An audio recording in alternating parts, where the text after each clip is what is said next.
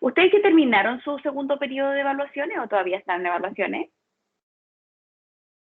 Justo hoy día tenemos como la última, entre comillas, evaluación.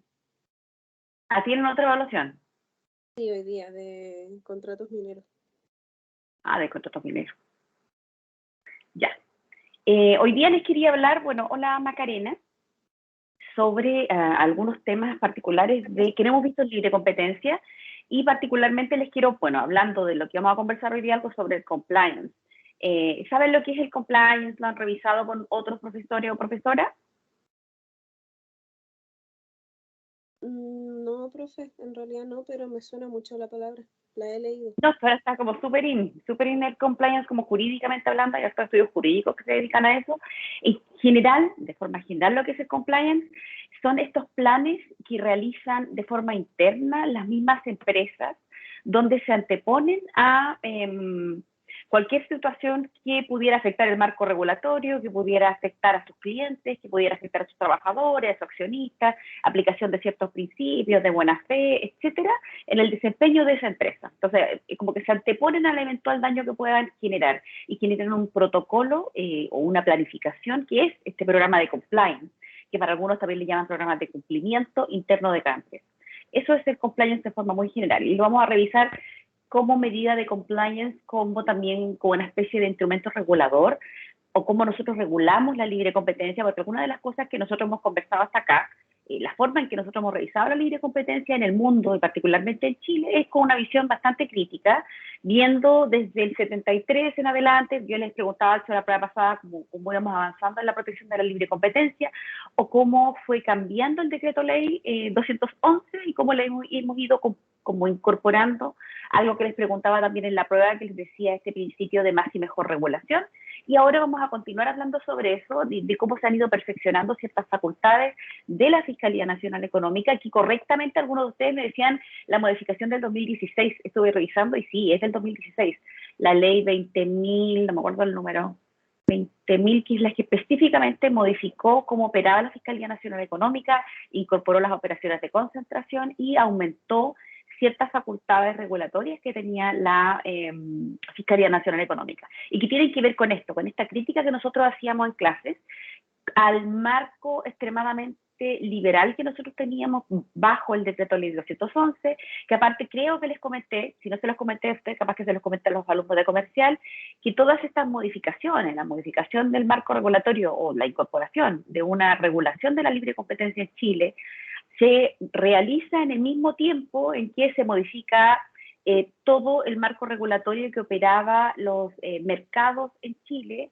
y también muchas modificaciones sobre la ley de mercado de valores, la modificación de la ley de sociedades anónimas, todas con un corte extremadamente liberal, con mucha desconfianza en el Estado y con menor participación del Estado, a quien se le consideraba como un agente ineficiente. Y de hecho también dentro del examen o la evaluación que nosotros tuvimos la semana pasada, también yo les ponía a algunos de ustedes algunos ejemplos donde les preguntaba cuál era la única ventaja a la que nosotros llegábamos como, puede tener muchas, ¿no? Pero el único punto que nosotros consideramos que era ventajoso de la libre competencia, que la respuesta correcta era la eliminación de estos competidores que eran ineficientes, que algunos de ustedes no tenían tan claro cuando lo conversamos en la evaluación. Ese era el punto principal, que nosotros pudiéramos eliminar los agentes ineficientes. Yo les hablaba de un ejemplo de cinco agentes que estaban compitiendo en una misma línea de producto, donde dos eran ineficientes. Una verdadera mano invisible, en un verdadero sistema de libre mercado o libre comercio como el que nosotros debiéramos tener, nosotros debiéramos permitir entonces la eliminación de los agentes que eran incompetentes o ineficientes. Lo que yo les decía que por las fallas de mercado, de estas series de circunstancias que afectan la libre competencia al punto de que ponen en riesgo el sistema, como los ilícitos anticompetitivos, como las externalidades, y en el caso de los ilícitos anticompetitivos, muchos de ustedes me hablaban de la colusión, y el ejemplo típico en realidad es de la colusión, y también otra cosa que no les he mencionado hasta ahora, es que del 2020 existe toda una propuesta de nueva modificación al decreto ley 211 y a la regulación en Chile de la libre competencia, en lo que se llama una agenda anticolusión. ¿Por qué? No solamente en Chile, pero particularmente en Chile, se ha observado que nuevamente fallas al sistema, fallas importantes a cómo compiten o finalmente deciden de dejar de competir las empresas o los agentes económicos y cómo eso tiene consecuencias nocivas para la población que como consumidores y consumidoras obtienen el producto final o para la sociedad en general. Y eso también tiene que ver con este principio, nuevamente, o sea, todos estamos volviendo al mismo punto, ¿no? No eliminar un sistema de la libre competencia como está operando hasta ahora, pero sí mejorarlo a través de una más y mejor regulación, mejorar las facultades de la Fiscalía Nacional Económica. Probablemente cuando ustedes estaban revisando operaciones de control para la evaluación, también tienen que haber visto que una de las facultades que tiene la Fiscalía Nacional Económica actualmente es que, como saben también, a través de la modificación del 2016, que incorporó las operaciones de control, ya no de forma voluntaria, sino obligatoria, al control de la Fiscalía Nacional Económica o fiscalización de la Fiscalía Nacional Económica, significa que cualquier fusión económica entre dos conglomerados, dos grandes empresas económicas, dos grandes agentes económicos, que involucra al menos un 10% de su patrimonio total, incluido aquellos que invierten en terceras personas, que representan a esta empresa, deben ser informados a la Fiscalía Nacional Económica. Y una de las facultades que uno podría considerar como más fuertes que tiene la Fiscalía Nacional Económica es que en el caso que no sean notificados de una posible fusión de este 10% del capital como un mínimo, ¿no? La Fiscalía Nacional Económica puede obligatoriamente someterlos a control. Entonces, ahí uno ve algunos de los intentos que realiza nuestro sistema para mejorar este principio de la libertad. Cuando uno revisa los diversos autores, cuando nosotros revisamos y estudiamos libre competencia en su momento, nosotros veíamos, vimos a grandes rasgos, ¿no?, los principios de la teoría económica, hablamos de Adam Smith, y hablamos de esta mano regulatoria, es decir, que los mercados se autorregulan.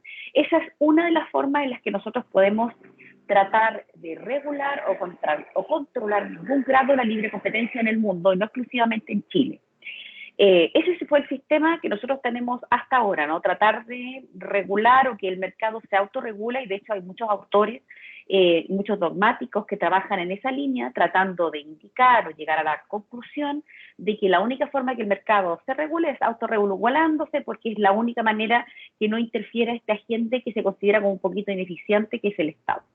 Esta idea que nosotros conocíamos de Adam Smith, hay otro autor que es Metzmacher, quien también habla de la mano visible del derecho. Y Metzmacher lo que hace es tomar esta idea que daba Adam Smith de la autorregulación, que hacían los mismos agentes económicos, y decir, bueno, hablemos de más y mejor regulación, y en realidad ya no nos encontramos, o la mano invisible que tienen de autorregulación los mismos agentes económicos ha mostrado fallar, ¿no? Que no funciona, que genera fallas graves de mercado, que eventualmente llegan a tal punto que afectan la estabilidad del sistema. Entonces, lo que nosotros nos encontramos con esta mano visible del derecho. ¿A qué se refiere este autor Metzmacher cuando habla de esta mano visible del derecho? Dice, también habla del hombre o de la persona, si queremos ser un poquito más inclusivos, es un ser esencialmente libre que se desenvuelve en la comunidad desde que la esencia del derecho positivo consiste en un mandato del poder común. Dice, en lo que concierne a las libertades de los ciudadanos, ellos tienen su origen en el silencio de la ley, estas libertades. El único objetivo del derecho es el estrechar las libertades naturales. O sea, es netamente pensamiento liberal, pero tratando de hablar dentro del pensamiento liberal en una mejor regulación. El único objetivo entonces es estrechar estas libertades individuales, estas libertades naturales que nosotros hemos conversado, y probablemente independiente de que lo conversemos nosotros o nosotras, porque somos todas mujeres, cuando revisamos o cuando ustedes estudiaron Introducción al Derecho, probablemente también les hablaron desde la teoría liberal del derecho, y pueden entender estas supuestas libertades naturales que tenemos todas las personas, que nosotros después, algunos dicen que suscribimos un contrato y decidimos permitir que intervenga el Estado en esta libertad que nosotros teníamos para el cuidado y garantía de estos derechos. Y dentro de estos derechos naturales, hablando desde el punto de vista liberal, uno se encuentra con la propiedad, encuentra con el derecho a la vida, el derecho a la integridad física, etcétera. Todos estos derechos que nosotros naturalmente tenemos, y no es que el Estado me otorgue esos derechos, sino que el Estado lo que hace es reconocer su existencia. Y lo que hace el Estado en su configuración desde un punto de vista liberal es que establece una serie de garantías o un sistema que lo que hace es garantizar el que yo pueda ejercer este derecho que yo naturalmente tengo por el hecho de ser mujer, de ser persona. Esto es absolutamente liberal, pensamiento liberal, y pensar que nuestro marco regulatorio, incluso al día de hoy, sigue siendo un marco regulatorio extremadamente liberal, y la forma en que nosotros tenemos de pensar, incluso aquellos que creen no ser liberales, también es un poquito liberal, sobre todo en este principio que nosotros conversábamos cuando hablábamos de el problema que teníamos con las cosas comunes, que también se los pregunté a algunos de ustedes en la evaluación, esta tragedia de los comunes, que no me acordaba de la palabra, sobre este principio donde nosotros no cuidamos o creemos que cuidamos mejor a una cosa cuando hay un título de dominio que me garantiza que esa cosa es mía, ¿no? Que también es analizado desde el punto de vista de la libre competencia, y que también lo podemos como pensar desde el punto del análisis, de vista del análisis económico del derecho. Entonces, quizá ustedes lo conocen o quizá no, por eso se los reitero. La tragedia de los comunes también es derivado de un pensamiento más bien liberal, que viene unido un poco a esto que nosotros hablamos de la libre competencia, y por otro lado el análisis económico del derecho, y se refiere a esta discusión que yo creo que nosotros sí hemos dado en libre competencia, de que, y por eso en nuestra Constitución nosotros garantizamos la forma en que lo hacemos la propiedad, es decir, pareciera, ¿no? Llegan a la conclusión todos estos autores liberales que la única cosa que hace o motiva a este ser humano racional, a este ser económico del que hablaba Adam Smith, y del que habla este otro autor, es el hecho de que nosotros tengamos un título de dominio que garantice que yo soy la única persona con derecho a poder utilizar esa cosa y a poder excluir a terceros en el uso de aquella cosa. Cuando hablamos de la noción, incluso desde el punto de vista en que está regulada en el Código Civil, que también nosotros chileno, y cuando hablamos del Código Civil chileno también lo hablamos desde el punto de vista de la mayoría de los códigos civiles latinoamericanos, porque son muy similares al Código Civil chileno, porque el Código Civil chileno copia al Códex francés, ¿no? Entonces, es un modelo muy similar y un modelo absolutamente liberal cuando hablamos desde el derecho francés.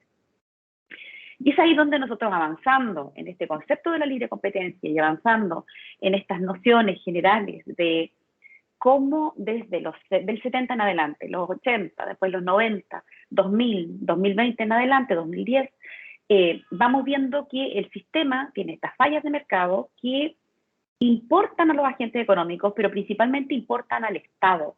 Y aquí entramos a una discusión que yo sé que probablemente tienen evaluación, quizás no van a participar tanto, pero probablemente ayer en algún grado estuvieron pendientes del proceso eleccionario chileno, ¿no?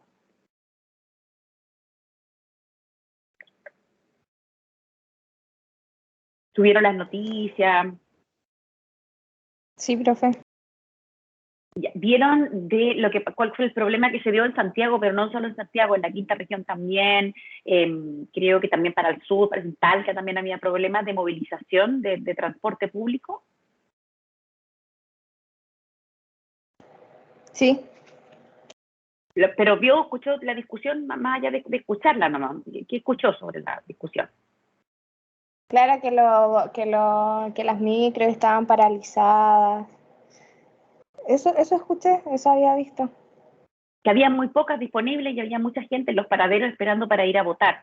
Y era particularmente caluroso, si bien el Iquique quizás no fue tanto como el resto del país, en la zona central, que fue donde más surgió este problema. Hacía mucho calor, era uno de los días más calurosos del año, creo que algo 35 grados, lo que para Chile es bastante, ¿no?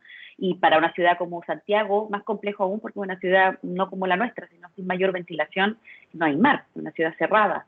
Entonces, era muy complejo que mucha gente, para poder votar, y aparte, otro punto principal, que mucha gente le cambiaron sus lugares de votación, lo que significaba que ya no votaban tan cerca, sino que votaban bastante más lejos de donde vivían. A mí en lo particular, acá en Iquique me pasó, y a mucha gente conocida.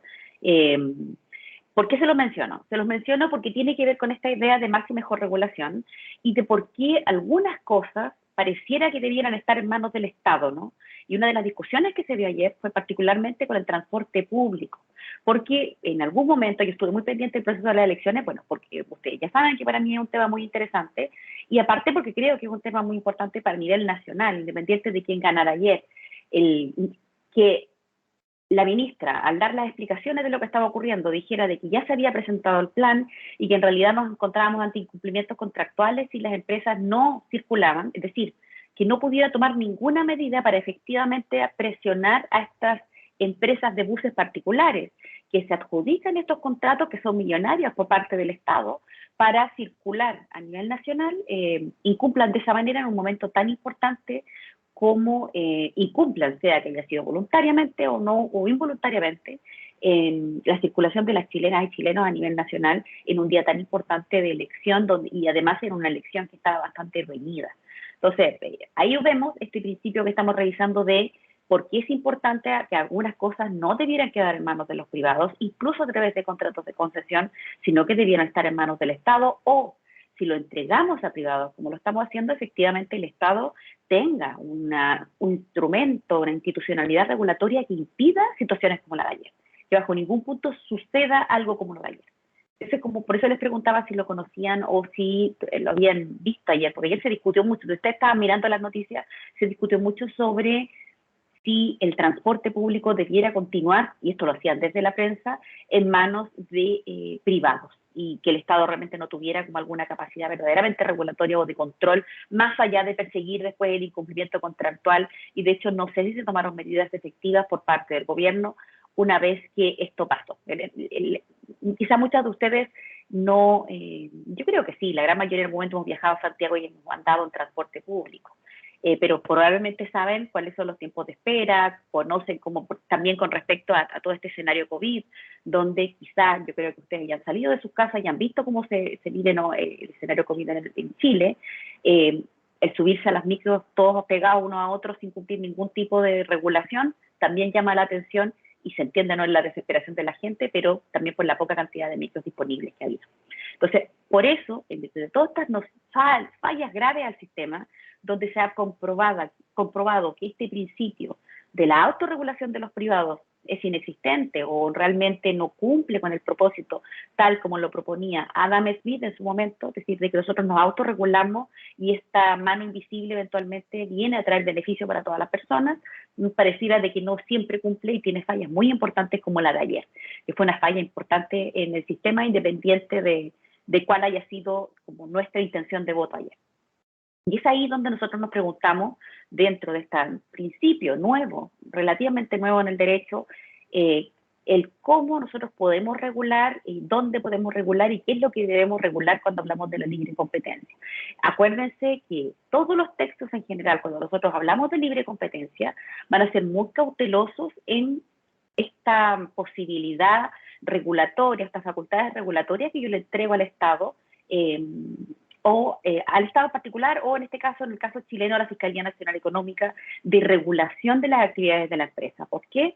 Porque cuando hablamos de libre competencia y cuando hablamos del sistema chileno de libre competencia, estamos hablando de un sistema que confía plenamente, en un principio, ¿no?, en los agentes económicos y que estos van a actuar siguiendo las reglas del juego y, por tanto, los competidores más ineficientes van a quedar fuera.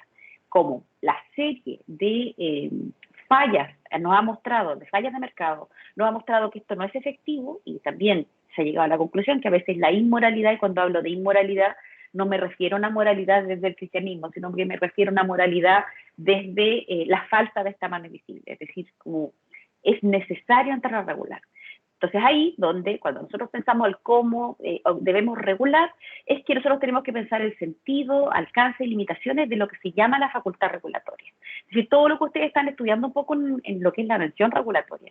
Es decir, cómo nosotros creamos todo un marco institucional, un marco dentro de la ley, dentro de nuestra Constitución, etcétera, que lo que permita efectivamente es que el Estado pueda participar de la economía, en este caso particular de la libre competencia, pero participar dentro de esta área de fiscalización, regulación, y si lo hace como fiscalización, regulación, no lo hace como por el interés mero del Estado, sino por el interés porque se juega algo que algunas de ustedes me mencionan en la evaluación, que es este bienestar común. Cuando nosotros hablamos de bienestar común, o en el ejemplo que yo les mencionaba ayer, el hecho que las micros, el transporte público estén en manos de un privado, ayer nosotros nos pudimos dar cuenta, hace mucho tiempo, pero ayer fue más evidente, que claramente no puede quedar exclusivamente en manos de un privado, sino que tiene que existir una verdadera herramienta de control por parte del Estado, una verdadera herramienta de supervisión, fiscalización del Estado y de establecimiento de sanciones cuando se incumplan con esta garantía, porque la realidad nos dice que en efecto se incumple. Ese es el punto. Entonces, y es un juego bastante complejo y tiene que ver también con lo que les mencionaba al comienzo, sobre esta modificación que también, como en Chile, uno de los principales problemas, una de las principales fallas de mercado, si no es la única, ¿no? Pero es una de las más importantes, es la colusión, y además que algo que pregunté en la prueba, pero creo que no pregunté tanto, con respecto a que nos encontramos que Chile era finalmente un mercado de carácter oligopólico, muchos mercados de carácter oligopólico que muchas veces permiten, o sí permiten, como tenemos pocos oferentes dentro de una determinada línea, que se generen estas colusiones, estos acuerdos de precio, lo que implica que nosotros después estamos pagando por un mal servicio y además no hay una verdadera competencia. Por ejemplo, dentro de las propuestas presidenciales de los candidatos que se estaban lanzando a la presidencia de Chile, ambos proponían con respecto a la modificación de la AFP, que probablemente ustedes saben que también es un tema muy discutido en Chile, el de mantener estas administradoras de fondos de pensiones que son de carácter privado, por las quejas que tenemos la gran mayoría de los chilenos por los montos de pensiones, que también es cierto, no tenemos un buen fondo de pensiones porque tenemos mucha gente que trabaja de forma irregular, es decir, pero esta gente que trabaja de forma irregular también lo hace porque no hay empleadores, los empleadores no se está incentivando el contratar trabajadores. Entonces ahí también hay un problema con respecto al sistema y cómo se fiscaliza el que todos podamos, todas y todos podamos efectivamente pagar nuestras pensiones. Y eso hace que nuestro sistema sea no un buen sistema. Una de las propuestas que hacía uno de los candidatos para mejorar el sistema de pensiones en Chile era el generar más y mejor competencia. ¿Escucharon eso? O sea, que se crearan más AFP. ¿Escucharon sobre eso? No, profe, yo no, personalmente. Sí, uno de los debates, yo no puedo decir que yo me leí todo el programa de José Antonio Caz, ¿no? El de Boric sí lo leí, y lo leí porque estaba trabajando con Camila Castillo, por eso lo revisé. Y bueno, porque me interesa revisarlo. El de Caz no lo revisé, no tuve acceso a él.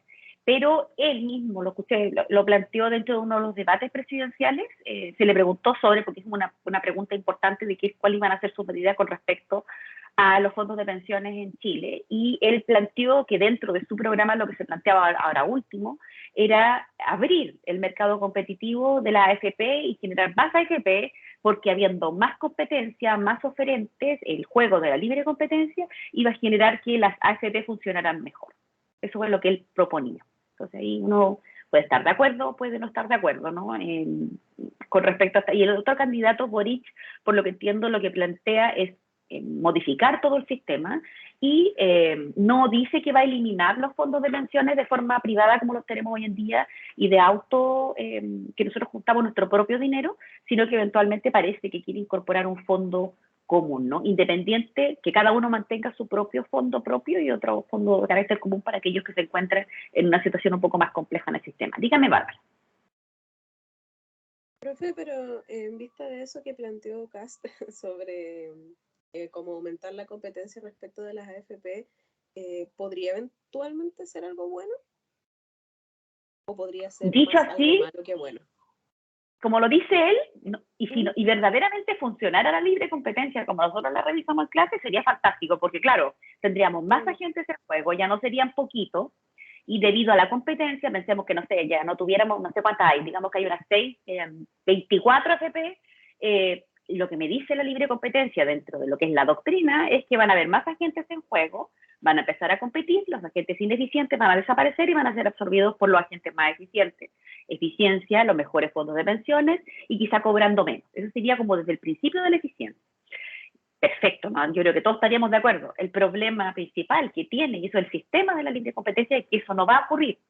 Probablemente se van a sumar nuevos agentes, estos agentes se van a poner de acuerdo, como ya lo han hecho los que existen ahora, y todos van a tener un servicio más o menos y nos van a cobrar, van a subir los valores de un mismo momento, como ocurre con la banca, ¿no? Con las instituciones financieras en Chile. Entonces, debido a que el sistema ya está, nosotros ya hemos comprobado que incorporamos más agentes al juego y lo que hacen es que permitimos que más agentes se coludan o se pongan de acuerdo. Y eso yo no estoy diciendo nada escandaloso porque es una realidad. En todos los niveles, o sea, nosotros tenemos niveles de colusión altísimos en Chile. Entonces, no era una buena propuesta porque estaba proponiendo más de lo mismo. Solamente es súper buena noticia para terceros, porque aparte cuando hablamos de fondos de pensiones estamos hablando de mercados regulados, por tanto el Estado tiene que modificar la ley para permitir que se incorporen más fondos de pensiones. Entonces le está dando excelentes noticias a las instituciones que quieren instaurar AFP, pero no para nosotros. Para nosotros va a ser lo mismo. Yo creo que la variación que podría haber ahí era mínima. Dentro de lo doctrinario sí era una buena idea, pero en la realidad, si uno analiza lo que ocurre en la realidad, no era una buena idea. No iba a tener el efecto que nosotros esperábamos, creo yo, por lo menos. Y yo creo que todas, incluso ustedes, dentro de lo que hemos revisado hasta ahora, de lo que es la libre competencia, de cómo falla la autorregulación, nos queda claro que no era una buena idea. Se entiende desde la propuesta que presentaba ese candidato, y aparte que cuando hablamos de FP es un tema que va a ser difícil para cualquier candidato en Chile modificarlo, ¿no?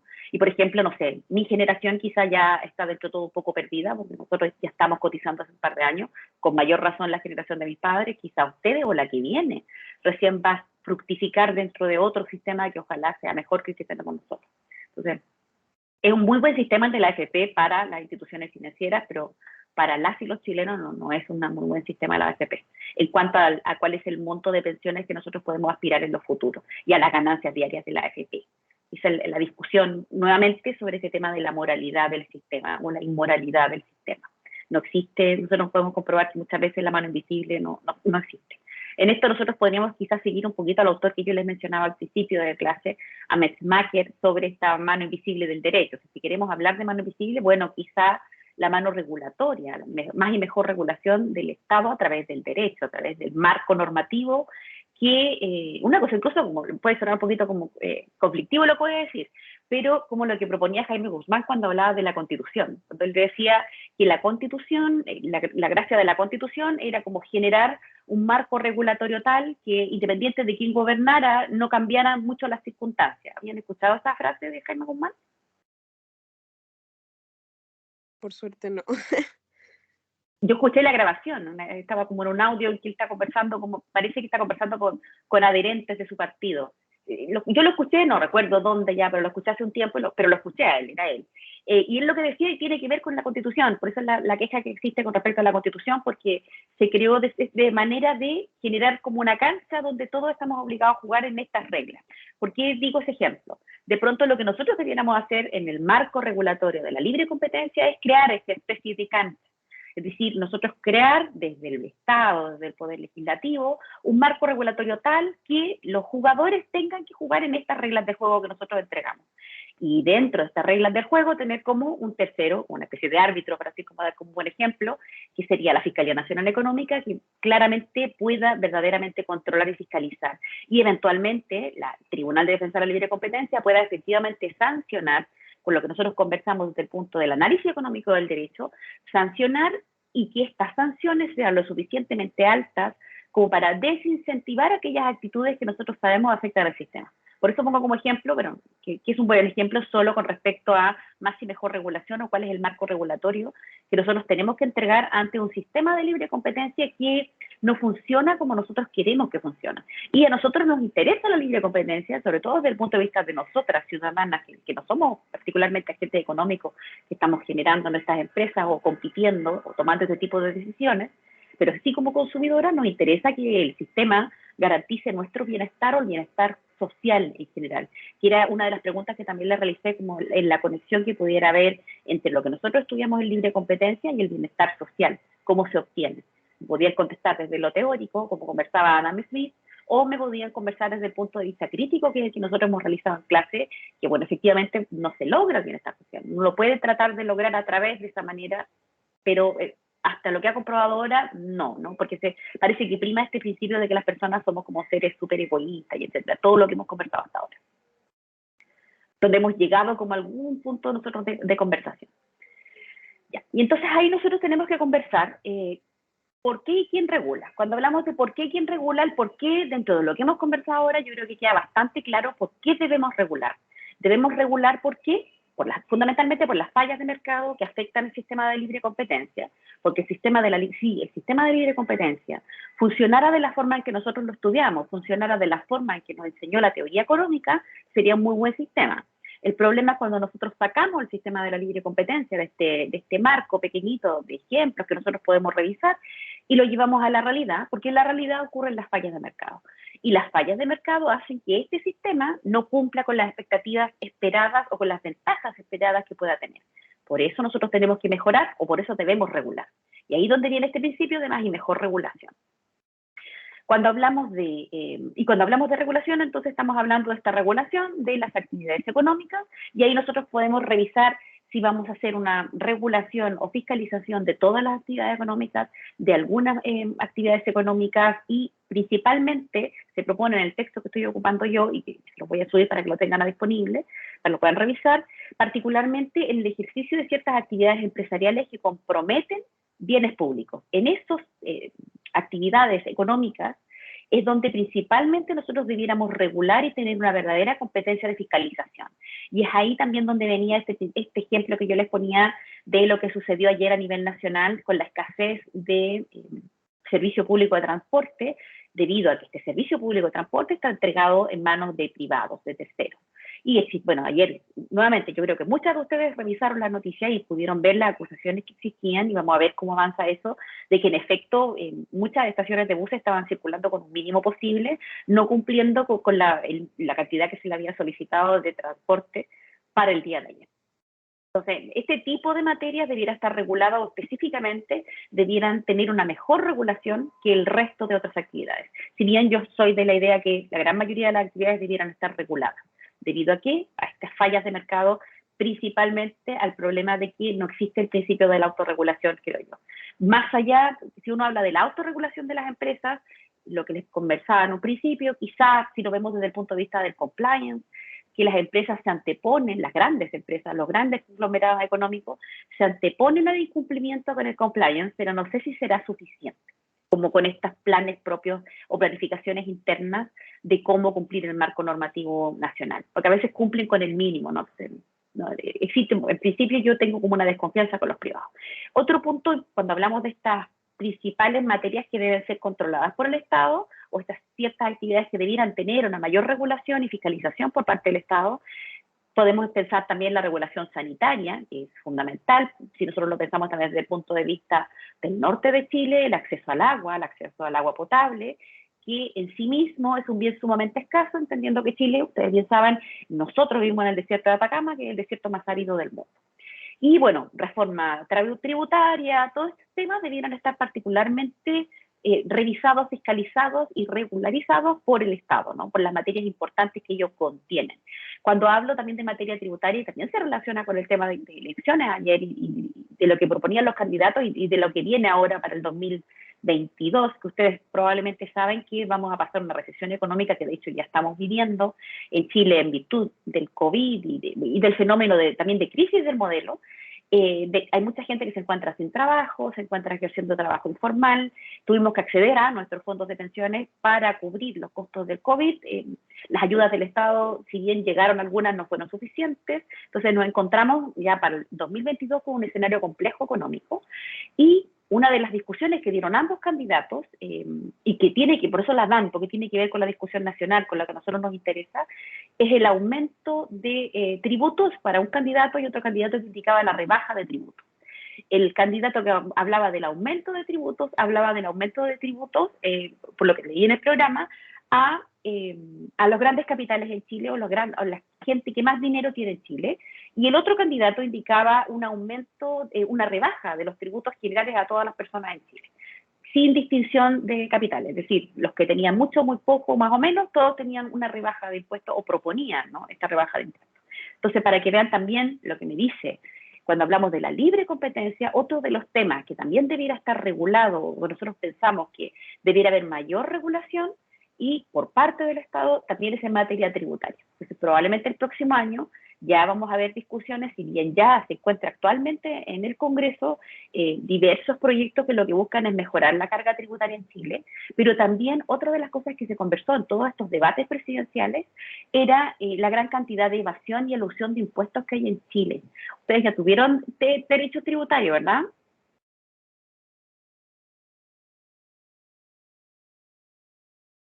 Sí, profe.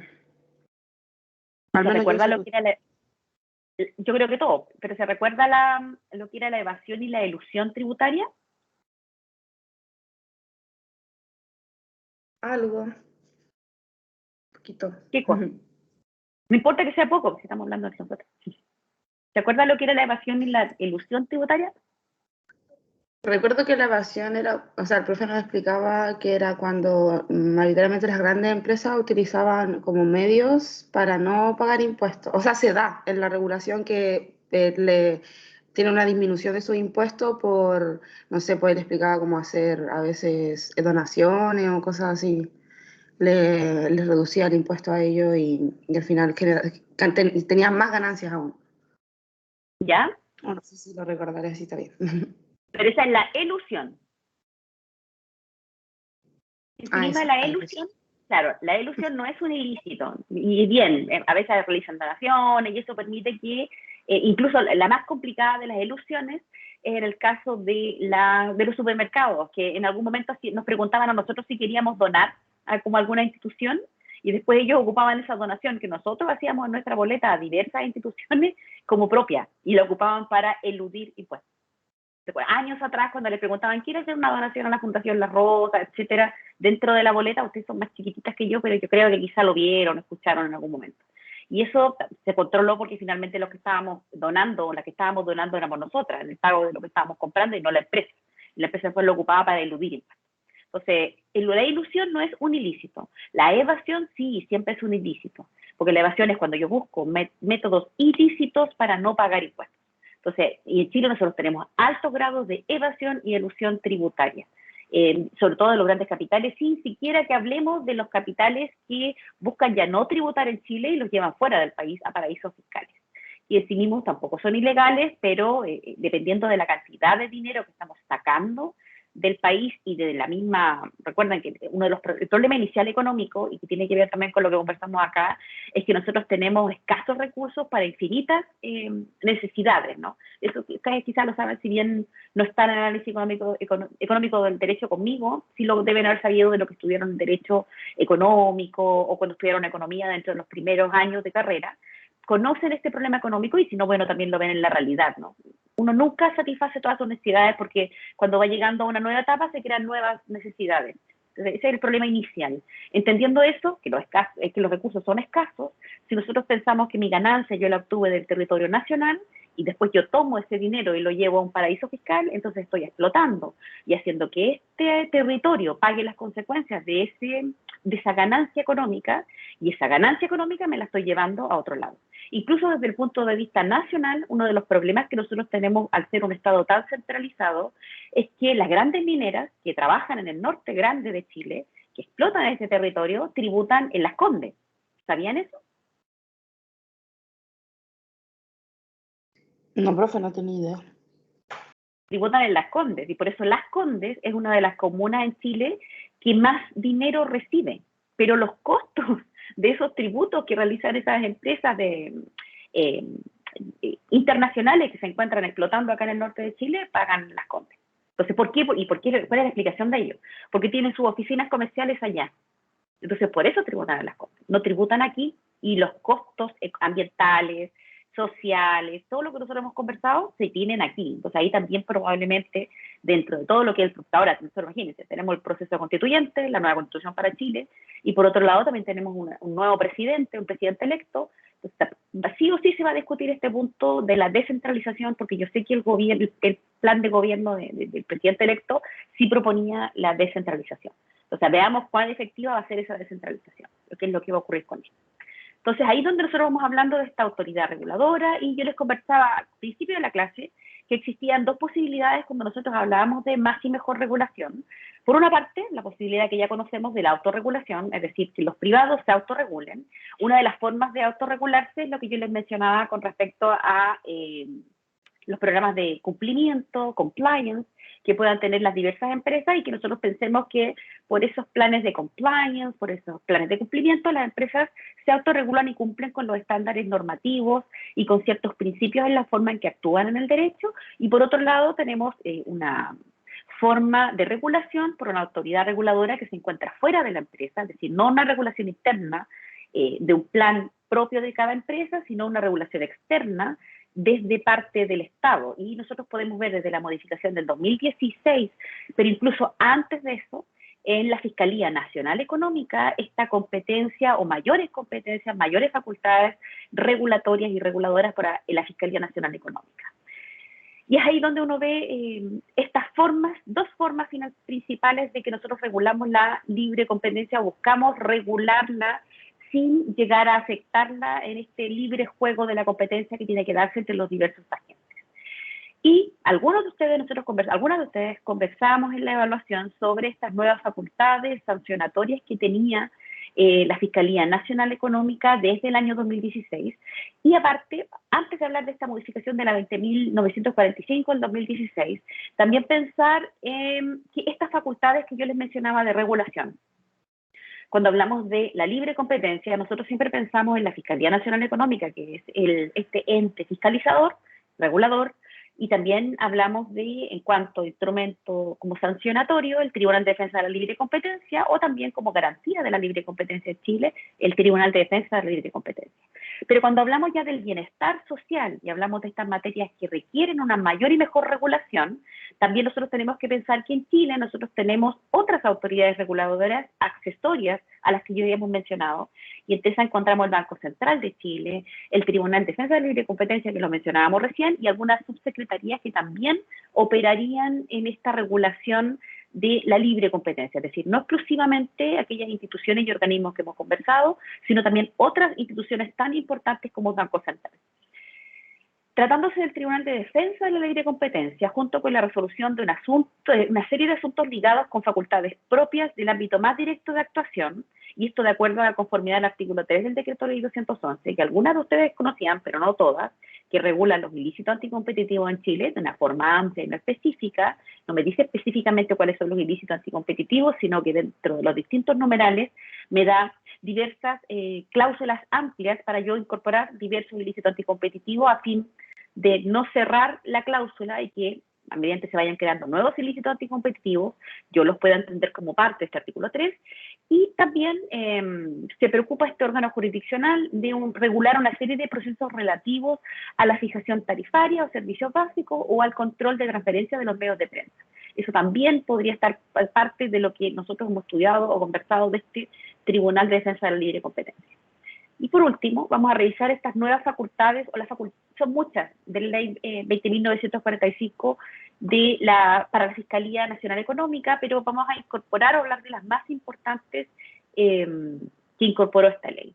¿Se recuerdan de alguna de estas facultades? Porque algunas me las mencionaron en la evaluación. ¿De qué facultades incorporó esta Ley 20.945?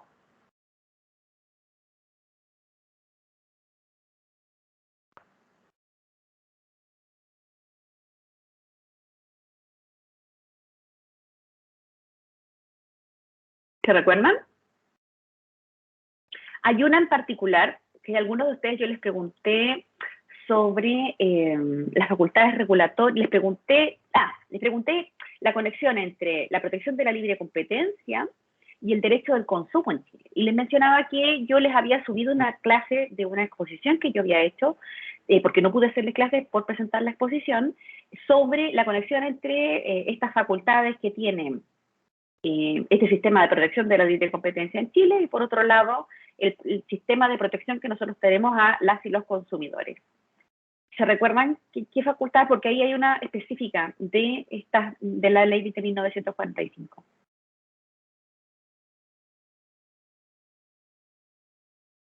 Yo les decía dentro de la exposición que con esto se estaba facultando un trabajo conjunto entre el Servicio Nacional del CERNAC a los consumidores de consumo y por otro lado la Fiscalía Nacional Económica. La generación de estudios de mercado. La generación de estudios de mercado, gracias Bárbara. Esa era la respuesta, una de las respuestas. De esta generación existe la posibilidad en la nueva modificación del Decreto Ley 211 que se puedan realizar estudios de mercado. Y cuando hablamos de estudios de mercado, sean estudios de mercado que pueda realizar Fiscalía Nacional Económica en conjunto con el CERNAC. Y eso da una supuesta ventaja comparativa y que se permita que puedan actuar ambos organismos y que tenía que ver con otra cosa que nosotros estudiamos al principio del semestre casi, donde conversábamos cómo nosotros tenemos que pensar ahora el sistema de libre competencia en Chile en conjunto con la protección del consumo o al consumo en Chile. Ya, Entonces, hasta aquí voy a dejar la clase. ¿Les quedó claro lo que conversamos hasta ahora? Sí, profe. Sí, profe. Ya, creo que la próxima semana tenemos receso, lo saben, ¿verdad? Yo no sabía. Parece que tenemos receso. De todas maneras lo voy a revisar porque me mandaron un documento y se los confirmo aquí por el chat para que lo tengan claro. Volviendo tenemos clase porque tenemos clase como hasta el 15 de enero. Entonces ahí la sigo viendo y seguimos conversando. Nos vemos. Chao. Chao, profe, cuídese. Esté Chao, bien. profe, gracias. También que les vaya bien hoy día en Minero. Chao. Gracias, profe.